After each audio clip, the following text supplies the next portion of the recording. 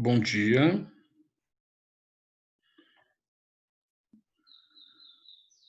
Bem, vamos começar a nossa aula, de história, terceiro ano, a nossa segunda aula oficial do trimestre. E o nosso tema, como é a proposta do trimestre, é uma recapitulação, do trimestre anterior, foi o segundo trimestre, né? Uma recapitulação com a temática, com as temáticas que nós trabalhamos no conteúdo da apostila, né? Mas um enriquecimento, né?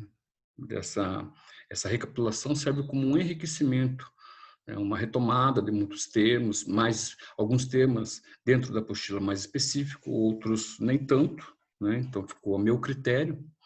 A questão também é totalmente direcionada ao vestibular. Então, o que eu achei de mais interessante, ou o que eu achei que se aproxima mais, né, dos últimos, pelo menos dos últimos dois vestibulares, aí, dos últimos 2 anos, aí, né? Então, eu peguei vestibulares, o meu parâmetro foi vestibulares de dezembro, né, e não os vestibulares de inverno. E as universidades foram as que eu achei assim que são mais assim, mais procuradas, né, como a UFPE, Universidade Federal do Paraná, e a PUC Paraná também. Logo, né, estou no Paraná, Curitiba, então busquei essas duas universidades por serem próximas, por eu ter estudado nelas, então conhecer um pouco, né, como que a estrutura na minha área, né, de escola de humanidades funciona, né, o que eles abordam, né, por exemplo, a Universidade Federal do Paraná são cursos que tem a universidade tem o maior número de cursos de bacharelado do que a PUC, né? A PUC é mais voltada para o ensino, né? Então, o que eu fiz? Eu meio que trabalhei essas duas universidades, né? Os dois vestibulares aí, né? Dos 2 últimos anos, e fiz um apanhado geral, mais ou menos seguindo uma temática que possa, né? Que há a possibilidade de cair tanto em história como em filosofia, sociologia ou geografia, né? Tá legal? Então, eu fiz um resumo um pouco sobre a questão da economia feudal que nós havíamos trabalhado na aula passada, né? Então, fiz uma introdução da aula passada a respeito de história medieval, né? O como e por que, né, se estabelece um período entre quase 1000 anos, né, de 476 a 1453, denominado como Idade Média, tá? Ou o período feudal, que relaciona-se diretamente, a palavra feudo relaciona-se com a terra e especificamente com a economia da Europa Ocidental, ali, naquele momento, né? Então, eu vou trabalhar um pouco sobre a questão da economia feudal e algumas características do fim da Idade Média, ou, na melhor, da Baixa Idade Média, né? Da transição entre a Alta e a Baixa Idade Média, para o Renascimento propriamente dito, né? Da Idade Moderna, que inicia-se em 1453. Estamos num calendário respectivo ao calendário cristão, né? Então, depois de Cristo, tá? Então, começamos lá, então, a economia feudal. Então, algumas características que é importante. A economia feudal, ela é agrária e de subsistência baseada na posse de terras, tá? Então, se trata diretamente do camponês, né? Do campo, né? Da produção baseada na terra, né? Do plantio, né? Da colheita, né? Da cultura de cada região correspondente a cada clima, né? Apesar de a Europa, né? Ela ser um clima quase que todos os países ali predomina um único tipo de clima, né? Verão, inverno, outono, enfim, né? Mas há algumas diferenças, né? Entre um lugar e o outro, assim como em qualquer outra parte, né? Do mundo, né? Por mais que uma região seja fria, há diferenças, né? Por exemplo, aqui no sul é uma região fria, né? Para quem é de São Paulo, para quem é de outra parte do Brasil que está assistindo às aulas aí remotas, né? O sul, Paraná, Santa Catarina e Rio Grande do Sul é uma região fria, mas existem lugares mais frios do que outros, né? Por exemplo, eu moro em Curitiba, é uma região praticamente, é uma região lá, vamos colocar assim, consideravelmente fria, né? Mas em Santa Catarina tem regiões mais frias ainda, né? Então a questão, por exemplo, da agricultura, ela tem essas diferenças também, né? O que se planta aqui, por exemplo, né, em regiões mais frias, provavelmente a cultura não vai ser a mesma, né? O cultivo de determinada semente não vai ser a mesma, né? Então, o feudo ele representa grandes extensões de terra localizadas em áreas rurais. Né? Já falei que essas áreas rurais, né, elas foram povoadas a partir do momento em que a Roma, né, foi invadida pelos bárbaros, né, os germânicos e outros bárbaros do leste e oeste europeu, né, criando um estado de caos, né? Então, as pessoas, né, que viviam nos grandes centros, né, de Roma, ou de qualquer outro, né, próximo, né, ao mar Mediterrâneo, né, onde os grandes centros nascem, né, devido ao comércio, a partir do momento que a Europa passa a ser invadida, né, essas pessoas, por medidas de segurança e que tinham um certo poder aquisitivo, se retiram, né? Eu costumo sempre falar, né, que a nossa relação com a história, ela é sempre uma relação cíclica. Parece que nós sempre voltamos, nós sempre repetimos isso, né? De formas diferentes, mas sempre repetimos ela, né? Vejam hoje, por exemplo, né? Hoje, os grandes centros, antigamente os centros, as capitais eram habitadas por pessoas, né, por classes sociais que tinham um certo poderio, né, econômico, etc., né? A partir do momento que as grandes capitais começam a inchar com o número de pessoas, né, em busca de melhores condições, né, obviamente que a violência, né, ela passa a ter um caráter mais expressivo dentro dessas regiões, como São Paulo capital, por exemplo, né? São Paulo capital nós temos lá, né, volta e meia é notícia a Cracolândia,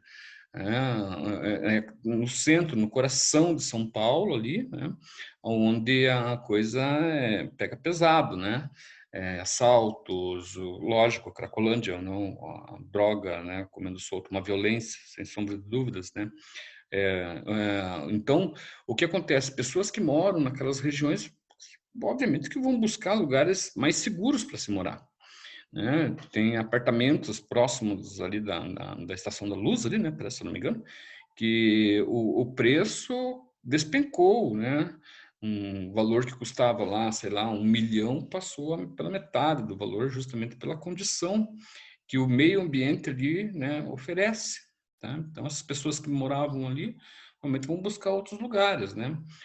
Os grandes centros hoje, também aqui em Curitiba, que como em Curitiba também, que né, passou a ser, vamos colocar assim, povoado não, mas frequentado, né? Houve uma maior frequência de pessoas, né? Nas noites curitibanas, no dia, mas principalmente na noite, né?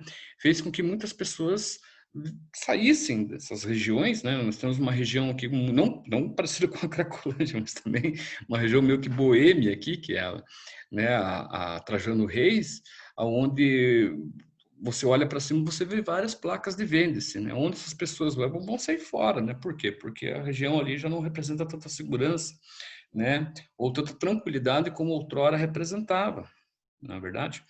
E o que acontece? As pessoas geralmente vão buscar segurança, né? Então, hoje em dia, né, você tem, por exemplo, condomínios retirados dos grandes centros. É um pouco meio próximo dessa ideia aí, né, do feudo aí, ó. O feudo representa grandes extensões de terra localizadas em áreas rurais.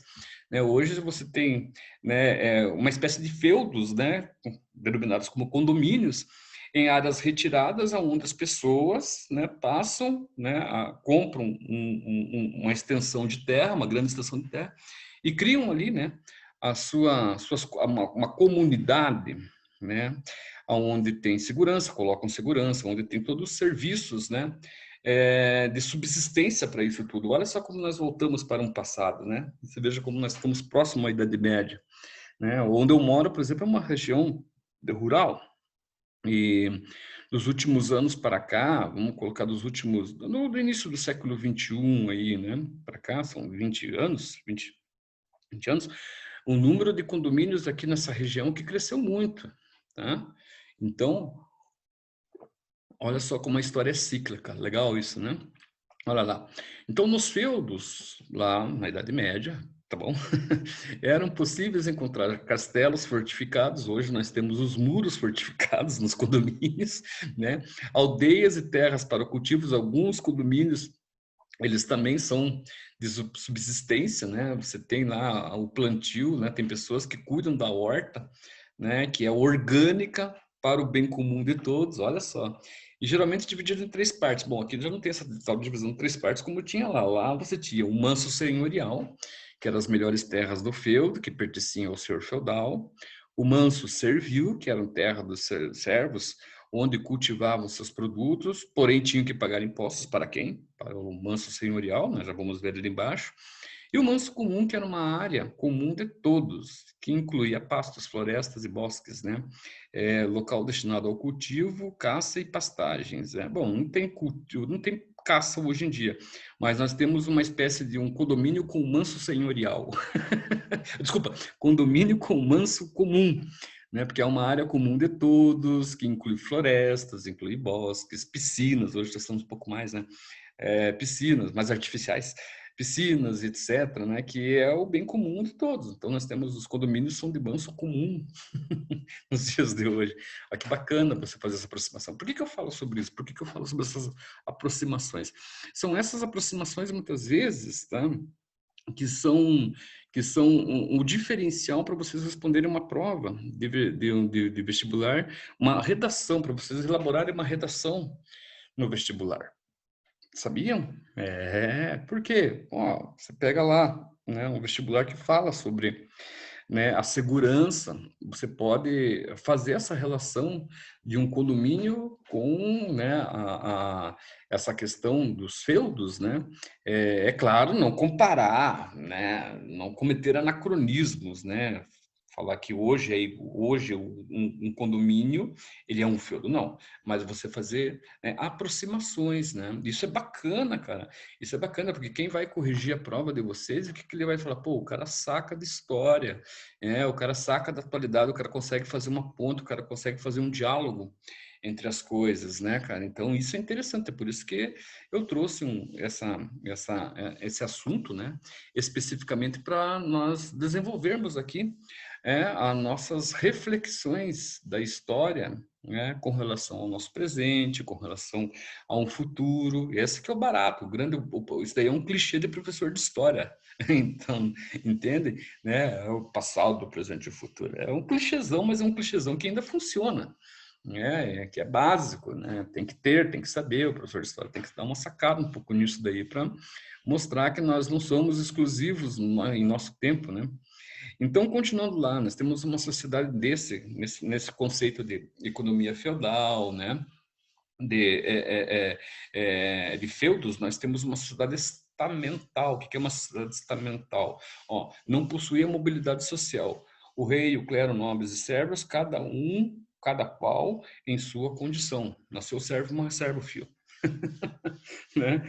É interessante que nessa questão aqui de uma sociedade estamental, uma sociedade que não muda, não tem uma mobilidade social, um servo não se torna rei, né? Porque o rei, a questão da linhagem real, né? Da linhagem real, ela é hereditária. Tá?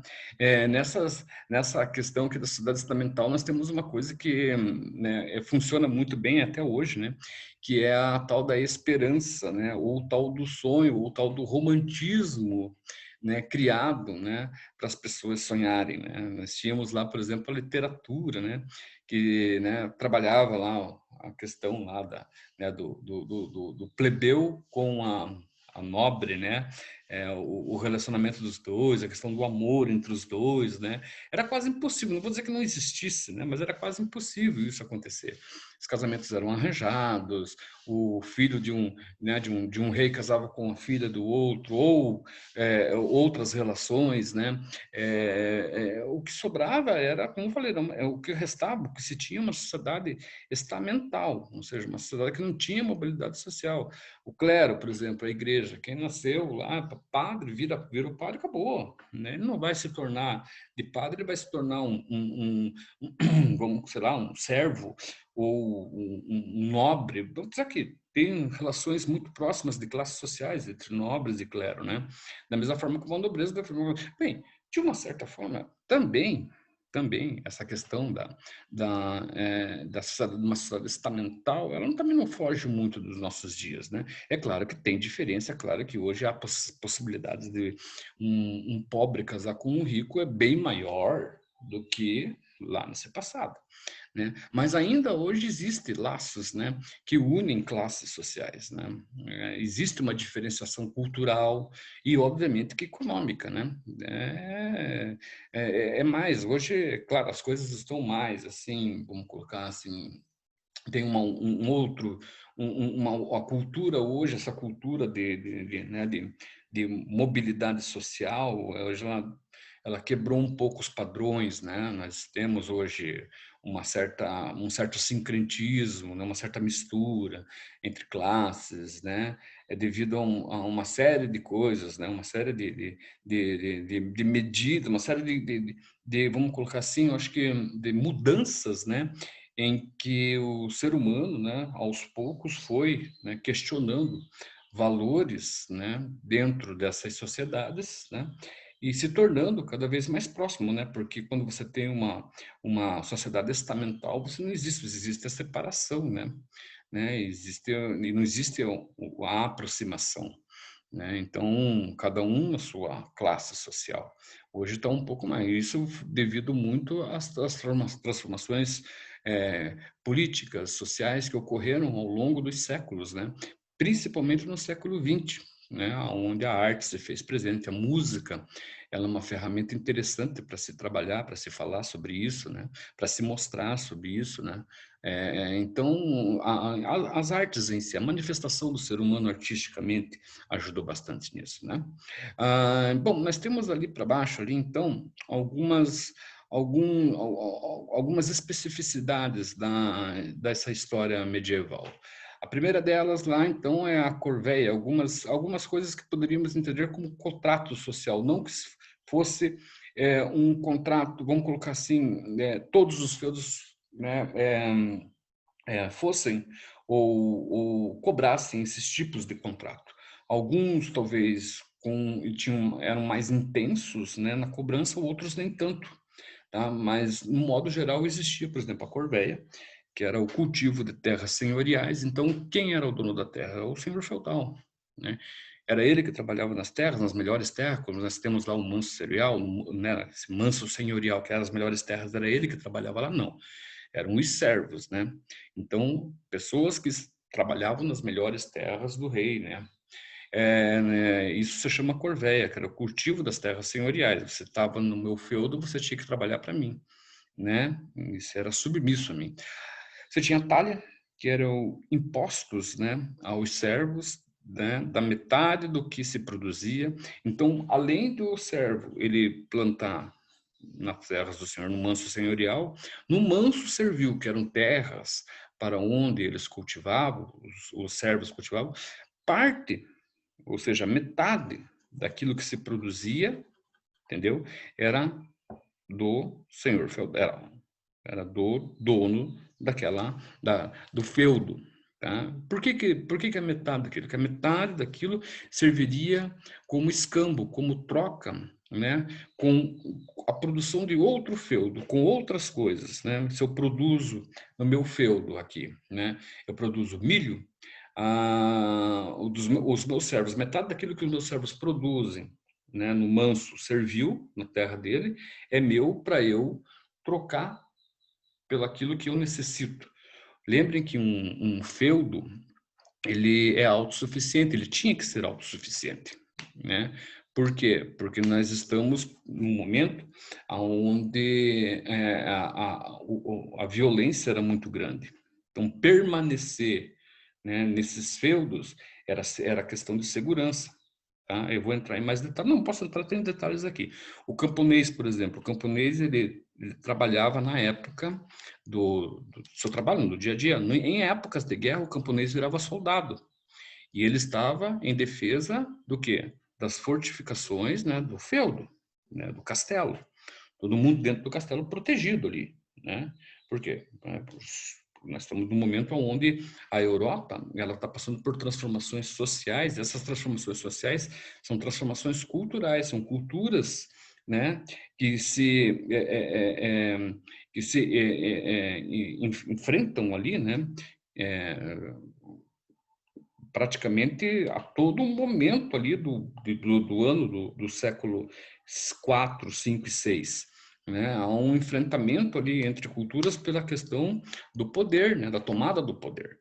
Então, outra questão ali nós temos ali é a capacitação. O que é essa captação. O que é essa captação? A captação é um imposto aos servos por cabeça. Então, além do servo plantar nas terras do nobre, além de ele produzir e dar metade daquilo que ele produzia, ainda ele tinha que pagar um imposto por cabeça. Se eu tenho minha esposa e mais uma criança, eu tenho o imposto é por cada um. Eu tenho que pagar 3 impostos: meu, da minha esposa e do meu filho ou filha.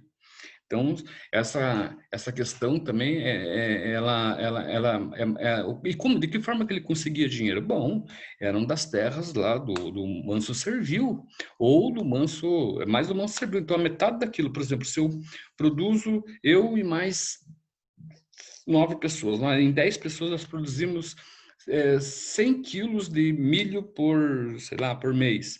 Metade era do senhor feudal. Aquela metade nós venderíamos na feira e aquele dinheiro para o senhor feudal. A outra metade eu tinha que me virar nos 30 para conseguir vender, para eu pagar o imposto da minha esposa e do meu filho. Né? Por quê? Porque nós moramos e dependemos daquela terra. Então, uma coisa meio que, né, quase que um trabalho escravo, praticamente, né? E, por último, nós temos as banalidades, né? O que é uma banalidade? Que é um imposto aos servos pelo uso de equipamentos e instalações. Então, se eu fosse usar um moinho do senhor feudal, eu tinha que pagar. Se fosse usar um moinho para moer cana, eu tinha que pagar. Se eu fosse usar, sei lá, um equipamento, por exemplo, um arado, ou fosse usar, por exemplo, da força de um animal que fosse do senhor feudal, eu teria que pagar, é um aluguel das coisas. Né? É muito próximo dos dias de hoje, quando nós pegamos regiões, né, os interiores do Brasil, onde as fazendas também de milho, as fazendas de cana-de-açúcar, né, elas oferecem o trabalho, a pessoa, lógico, né, um número, pouca oferta e muita procura, pessoas precisando trabalhar, vão até essas regiões e quando chegam lá, muitas vezes sem uma mão, sem nada, né? A primeira coisa que é ofertada é a ferramenta, né? Uma foice para ele cortar lá a cana-de-açúcar. Essa ferramenta é cobrada dessa pessoa. É quase, então, como um imposto de banalidade nos dias de hoje. E isso acontece, viu? Eu, como conheço parte do Brasil, boa parte do Brasil aí, principalmente o norte do Brasil, assim, é muito comum isso acontecer. E volta e meia você vê em jornais aí, né, grandes jornais aí de grandes proporções, assim, né, com relação à informação, você vê aí que pegam fazendas lá que tem trabalho escravo, né, e trabalho escravo por dívida. Tá legal? Bem, eu acho que é isso para sexta-feira, dia 14 de agosto de 2020. Eu me despeço aqui de vocês com um bom final de semana e qualquer dúvidas, deixa lá um comentário lá que nós tentamos responder aí, ok? Obrigado.